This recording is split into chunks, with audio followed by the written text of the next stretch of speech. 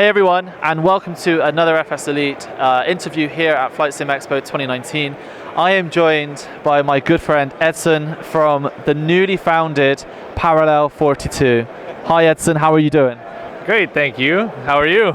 Yeah, I'm doing very well, thank you. You know, I just had a drone fly over me. That's never happened at a FSExpo. That means we have a lot of space here. This is enormous this year. This is huge. There are 1,500 people. I don't know if you heard, Wow. in this very space today. Incredible, man. I love it. I love it. Everybody needs to keep coming. Keep it coming. Absolutely. So, I mean, it's kind of surreal to see you sat in the developer seat after seeing you so often on YouTube or on Twitch doing your thing with streaming and showing off your sim. So, welcome to the developer seat, I guess. Is this kind of new for you? How are you feeling? It is, you know, I explained it once this way, and I think that is just the most fitting. You know, a DJ plays someone else's music for a while, but if that DJ really wants to make a mark, eventually he's got to make music as well, so that others are playing that music. And it just felt natural for me, having seen what my needs were as a content creator, to start filling those gaps by building tools. Then that got out of control, and here we are with a great team of people building a tool for everyone. And it's exciting, it really is. Yeah, and it's exciting for, I think, a lot of people as well, because they've obviously seen you around and the work you've done. So to see you kind of taking that knowledge and that experience as a simulator fan into now as a developer, I think that's going to be a really exciting forward step for you. So I think the first question I need to ask is maybe just give us a little background on yourself, and also the history. I say a history, it's been like half an hour of Parallel 42. Oh dear, we're on the spot. So I'll take the mic. A little history on me. I started off as a content creator on Twitch. A coworker of mine said, "Hey man, you should stream what you do." And I was like, "What do you mean what I do?" He's like, "Well, anytime we're flying together, you're always playing music so loud, but you should like stream that." And I said, "To where and to who?" And he's like, "Twitch, haven't you heard of Twitch?" And I said, "Well, yeah, but that's for gamers." And he's like, no, dude, you're cool, people like you have a good personality, you should stream." I gave it a shot one time, started off with an F-16 in the Thunderbirds livery, playing, you know, your industry standard AC/DC, you know, Thunderstruck, yeah? My own personal air show, just having fun. Next thing you know, people start coming by, the music starts getting a little bit more varied, and yeah, it stuck. I started off on Twitch, ventured out into YouTube, doing some content there, a podcast as well, became very invested in Flight Sim, in buying all of my software, and I figured, you know what? Doing that gives me an incredible liberty. I can speak my mind. So I can look at reviews of people that are getting provided a product that perhaps may have a little bit of a skewed review, or I can give my actual opinion because I paid for it and I can say what I want. Started off doing that caught some great traction, and then this whole thing happened. And like you said, as far as anyone is concerned publicly, very, very new. We've been completely underground, you know, for over a year now, completely underground, keeping everything under wraps. I honestly think it's probably the biggest secret in Flight Sim that no one has known, and then all of a sudden today we dropped the bomb, and we are Parallel. We dropped the box, and yeah, we're Parallel 42 today. It's amazing. So that was going to be one of my questions actually. How has the last year been for you as a team to keep something as exciting as the Skypark, which we'll come on to in a minute? How's that been to keep that kind of a secret, especially from the likes of me anyway? That's a good one, and an interesting story. So my public streaming, my public facing content creation started to dwindle as the time required to build this out increased. And then testing phases began, and heavy testing and organizing things behind closed doors, and honestly even the administration piece increased, right? And starting a business, paperwork, their bank accounts, there's all sorts of stuff. So as far as the public eye is concerned, I've kind of disappeared. But I have a great team of co-hosts on the Sky Lounge that kept things going. Mr. Sparky, shout out to you, Allflight Simmer. They've been keeping the doors open and keeping the music rolling there. But for me, I'm excited today that all of this is public and I can return to streaming when I get home and having fun with people and showing this product and sharing the love. It's all just a whirlwind, really. It really is. So I imagine it's kind of a weight off your shoulders right now that it's finally out there. So it's just been announced. If you haven't watched the stream, make sure after this interview you go and watch it. It's about 30 minutes long, and Edson and Kevin do a fantastic job at kind of introducing the new app, Skypark. But for the people who are watching right now, can you sum up as best as you can, despite how many features you've just shown off in there, kind of what the Skypark is and what your kind of ambition and vision is for this product? Yeah. You're a pilot on a network. You work for a virtual agency. There's a virtual dispatcher as well. Unlike any of the other products out there, we've reduced the amount of work that you have to do. We'll give you the ideas. We'll take care of the imagination. We'll give you jobs to select from.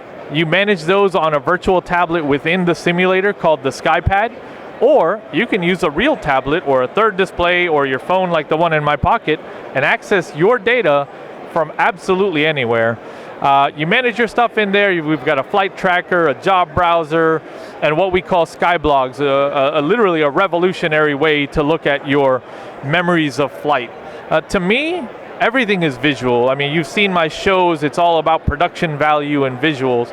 And it just made sense to build a platform where we can remember these flights with photographs. With photographs, and a tip of the hat to the analog world that I've come from, we limited those photographs to 12 frames. And with that, we're hoping that people focus on quality of shots over just quantity. I'm a member of enough Discords, and I'm sure you are, that you see the screenshots channel, and it's like, here's my flight, and there's 58 photos of just taxi. Right? With limiting of 12, you've got to be very select on what you're going to shoot. You manage this. We've got overlays when you land, when you complete. We've got overlays when you fail. You hear the ching ching at the end when you collect money. It's absolutely wonderful. A bit game, but a bit not. There are some realism features built in. You can't slew around the world. You know, we detect sim crashes if you disconnect, stuff like that. A lot of fun, really bringing purpose to simming again. So I think you started talking about one of the core aspects of this, and it's about transportation of goods and stuff. That was one of the first features you talked about in there. So how does that work, and how do people get enticed about wanting to do that and to explore the sim and use that from their imagination? Variety, right? Spice of life. We've been teasing the box, but to us that box was A, symbol, and B, a strategic move. If something did leak from our testing phases, what's going to leak? It's a box, right? But that box can literally be anything. It can be, you know, a custom car. It can be barrels. It can be, you know, suitcases. It can be humans. It can be anything. And these objects appear in your simulator and can be loaded into the plane. And they disappear before your very eyes and reappear before your very eyes as well. Future thought, today you see them appear and disappear. Tomorrow, a truck will actually come and haul this stuff around. So that's something we're working on already. We've kind of cracked that egg. We're just working on, you know, fine tuning. We don't want trucks crossing runways as people are on approach. So a lot of intelligence is actually built into this. The inspiration comes from the variety, it comes from the fun, and it comes from the ability to use your custom airports in a way that you've never been able to do them before. So now you flip a switch for Prefer Custom Scenery, and you're not just flying these random rectangular airports with a dirt strip on them. You're flying the custom airports that you paid for or downloaded for free as freeware, because that's custom as well, and you forgot about. You forgot about it because Fly Tampa released a new KLAS, so you stopped flying the one, you know, random airport in Germany that you bought 2.5 years ago. That's perfectly fine as an airport. You just forgot about it. You get enticed by the new. this variety is going to really create some cool adventures, and we're really excited about bringing that to people. And just to clarify, these objects you're talking about, they appear in the simulator, and we were talking just before we started doing this that this also appears, so if you're flying together, then if I was flying with you, then I would see your box, and then maybe you'd see also my box within the sim as well. So it's like this whole giant kind of multiplayer universe that you are creating, is that right? Yeah, so with regards to the multiplayer, whether you fly on VetSim or Project Fly or any of the other popular multiplayer networks, we function kind of as a layer on top of that. So if you're both connected on the Skypark, whether you're flying on Project Fly together or JoinFS or whatever, you see your aircraft. That persistence is happening through that multiplayer level, but then the box itself is persistent through the Skypark level. And so you each see each other, but another pilot that isn't on the Skypark won't see that box, right? Because they're not on the Skypark. So it's really cool as you don't disrupt anyone else. So let's just think across the pond one day, and you got people hauling barrels and you got people hauling boxes. That's pretty exciting. Fast forward to when it's beyond boxes with the Alliance of Airlines, and now you have these, these passenger manifests, and you have a bus rolling up and people. It's all going to get very exciting as time moves forward. So this isn't it's a complete product as it stands right now, but obviously as time goes on, there's going to be a lot of future developments coming from you guys, and I guess as well from feedback from the community. Yeah, lots of feedback from the community will need to come in to really build it out. The neat thing is, there's almost nothing that is impossible to build, right? The amount of data that we have to apply intelligence to is incredible.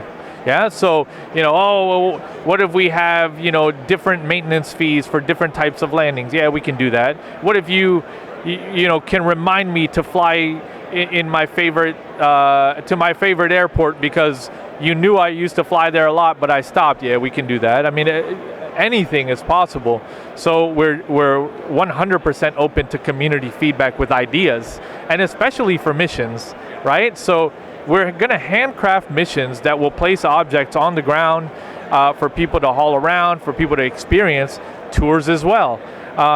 Regionally, there are some amazing things that have. Buffalo Air has their, whatchamacallit run, and things like that. We want to know about these because we, as a single person, I can't know about all of them. But please, if you have those types of tour ideas or adventure ideas, bring them to us. We can build it and make it happen, and we can have the world experience it. So where did the inspiration for the tablet style come from, and who was kind of behind the user interface and all that? Was that yourself, or was that someone else on the team? So Skypark, the name itself came from me, having something really fun and kind of airy and open. I don't want to compare us to Disney, but you think of Disney Park, it's a place of family and just openness and adventure. The SkyPad itself, in its initial stage, was a really engineer-built window inside of a frame, because I said, put it in this iPad frame, put it in this PNG. I want to see this. It started off as that, and then as Kevin, our creative director, Kevin Maynard, kind of took control of the UI elements. He took inspiration from that frame and said, you know what? We're building our own tablet. Like edge to edge, every pixel on that's what you saw on screen wasn't us filming an iPad. It actually is a pixel to pixel created our own tablet, and we call it the SkyPad. And oddly enough, people have asked, are you ever going to sell hardware? Maybe. I don't know. But it runs on every tablet that's out there today, so. That's pretty awesome, and again, it can feed into your actual sim, whether that's the flight plans, and it can grab all of that data. I think one of the coolest aspects was what you mentioned earlier about the scenery itself. So it can read your entire sim library and tell you what's a standard kind of included airport in the sim, and also what you've got from a payware or freeware package as well, which is pretty cool. Question from Oz Flight Simmer. You'd think you'd know the answer to this, wouldn't you? But he's asking anyway. So when you announce it today, it's going to be for prepared version 4. He is asking, is there going to be an X-Plane version down the line? That's such an amazing question to ask. So the short answer to that is yes. X-Plane is being worked on. FSX never. Earlier versions of P3D never. And that boils down to feature set. We don't want people to have a different experience across platforms. We need to be able to deliver the same features and experiences across platforms. X-Plane has been tested. We do have objects working. The impact isn't exactly the same, so we're working on refining that. But X-Plane, yes. X-Plane, yes. So I'm sure the other question you're going to get a lot, which I know you revealed earlier, is the when, the where, and the how much. Summer 2019, that's this summer. It didn't make sense with all the hype and the reveal and the entire team coming together here from around the world. Langdon from Australia, myself from Northern California, Kevin from Canada. It didn't make sense to launch right now, right here. I wouldn't have been able to sit here doing this interview with you. I would have had to cancel. So we made the executive decision to hold it off to summer 2019, leave that a little window until we're all back at our battle stations. Where?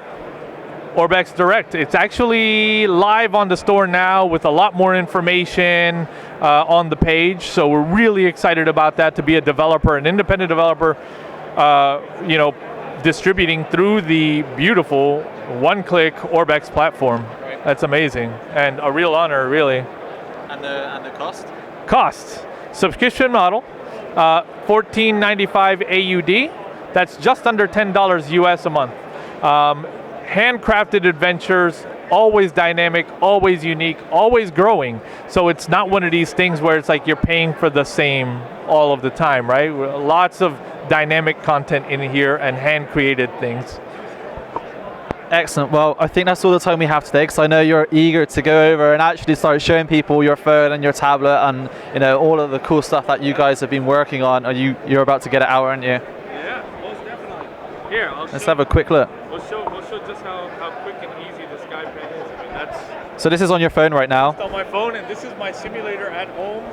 So all my flight plans are here. All my custom airports are here. So are these blue dots all your custom airports? All yeah. Yeah. Those are all money, right?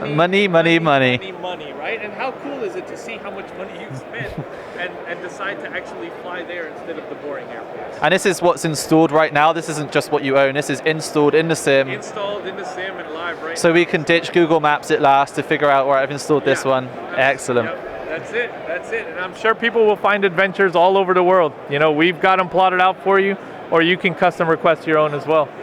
Welcome to the Skypark. Awesome. Well, Edson, it's always a pleasure. Thank you so much for your time. Best of luck. And I'm sure as kind of time goes on, we'll get to see some more previews and your features and stuff as well. And I can count on an FS Elite exclusive, I am sure. You got it. FS Elite exclusive, baby, all the way. Edson, thank you again. Best of luck. Thank you to the guys at home for watching. We're going to post some of the information about Parallel 42's the Skypark very soon, and be sure to come back soon for another interview. Thanks for watching, and until next time. Sky 5.